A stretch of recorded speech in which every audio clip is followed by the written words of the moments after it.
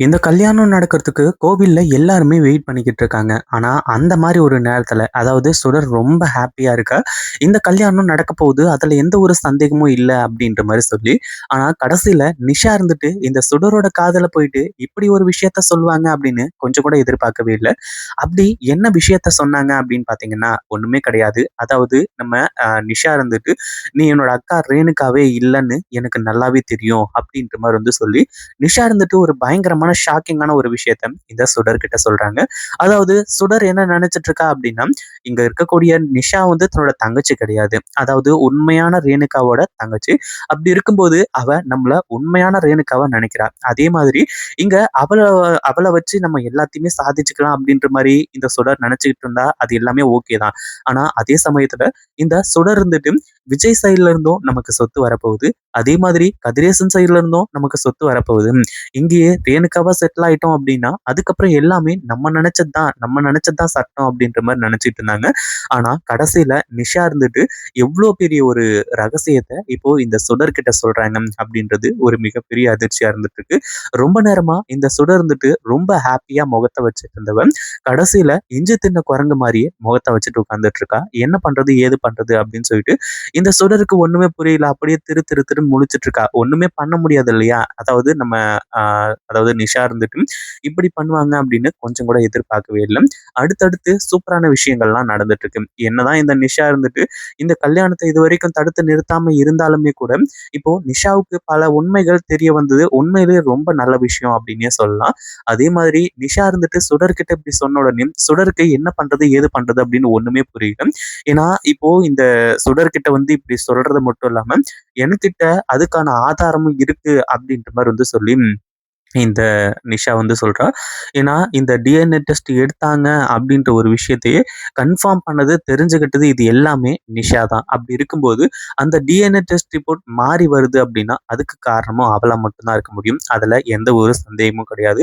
அதே மாதிரி இங்க இந்த எல்லாத்தையுமே எதுக்காக பண்ணிட்டு இருக்கா? அதாவது உண்மையான ரேணுகா இல்ல, தன்னோட அக்கா இல்ல அப்படின்ற விஷயம் தெரிஞ்சு கூட, எதுக்காக இந்த சுடர் கிட்ட அ பாசமா பழகிட்டு இருக்கா?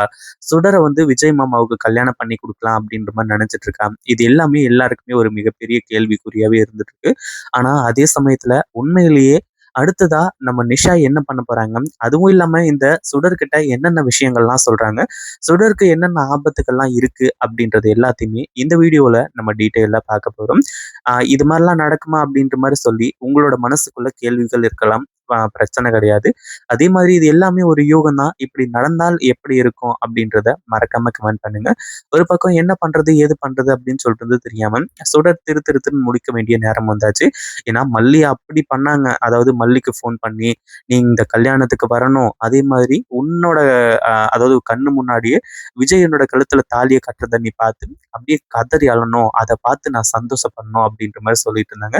ஆனா இப்படி சுடருக்கு மிகப்பெரிய ஆபத்து வரும் அப்படின்னு கொஞ்சம் கூட எதிர்பார்க்கவே இல்ல.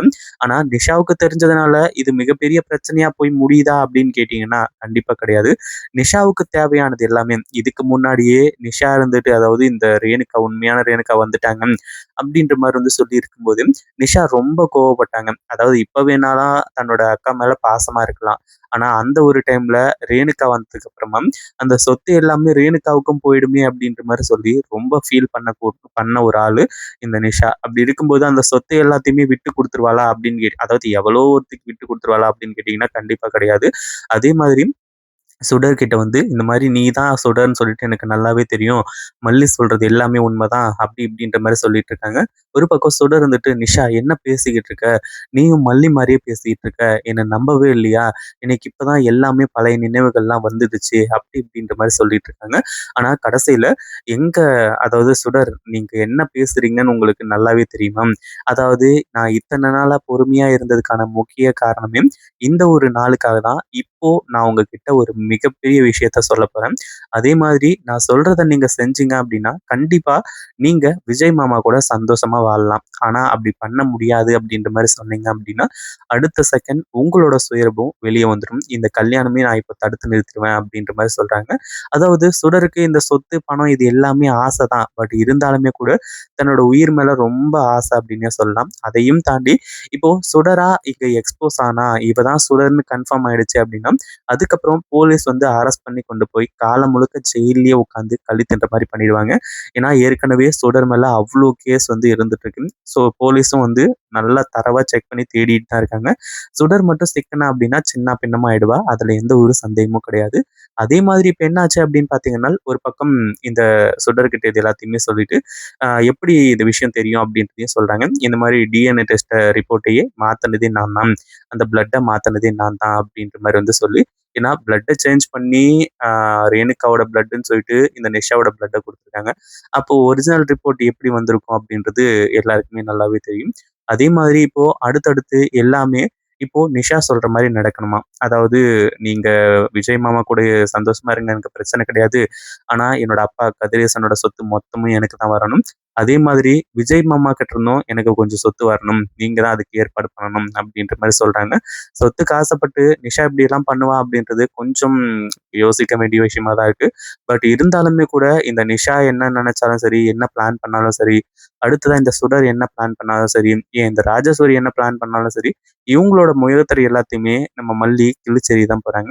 கடைசியில உண்மை என்ன அப்படின்ற ஒரு விஷயம் வெளிய வந்து, உண்மையிலேயே இப்படிப்பட்ட விஷயங்கள் நடக்குமா? அப்படின்ற மாரி வந்து சொல்லி, யோசிக்கிற மாரி வந்து பல விஷயங்கள் நடக்க போகுது. இத பத்தி நீங்க என்ன நினைக்கிறீங்க? இந்த வீடியோ பிடிச்சிருந்தா லைக் பண்ணுங்க, ஷேர் பண்ணுங்க. இப்பதான் நம்ம சேனலுக்கு ஃபர்ஸ்ட் டைம் வரீங்க அப்படின்னா, கீழ இருக்க சப்ஸ்கிரைப் பட்டன பிரஸ் பண்ணிக்கோங்க.